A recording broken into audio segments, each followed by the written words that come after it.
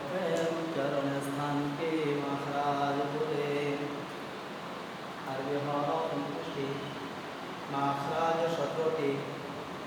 1 number মাখরাজ হরফের শুরু হইতে হামজা।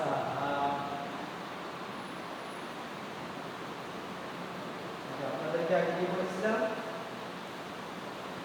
আলিফ হরফের উচ্চারণ কিভাবে করতে হয় মনে আছে? আমার সাথে বলেন, আলিফ বা। বা হরফটি একালিফ পরিমাণ টানতে হয়। একালিফ কিভাবে বুঝবো? একটা আঙ্গুল সোজা করতে যতটুকু সময় লাগে অথবা সোজা থেকে বাঁকা করতে যতটুকু সময় লাগে ততটুকু একালিফ। ততটুকু কি একালিফ। তা এটাও একালিফ। তা তা হরফটা উচ্চারণের সময় আমাদের অনেকেই বললেন, অনেকে বলে সা, আসলে হরফ হইব তা। 13 নম্বর মাখা, জিহ্বার আগা সামনের উপরের দুই দাঁতের আগার সঙ্গে লাগাইয়া হরফ হইব। দেখুন আমার সাথে একসাথে বলেন, সা সা।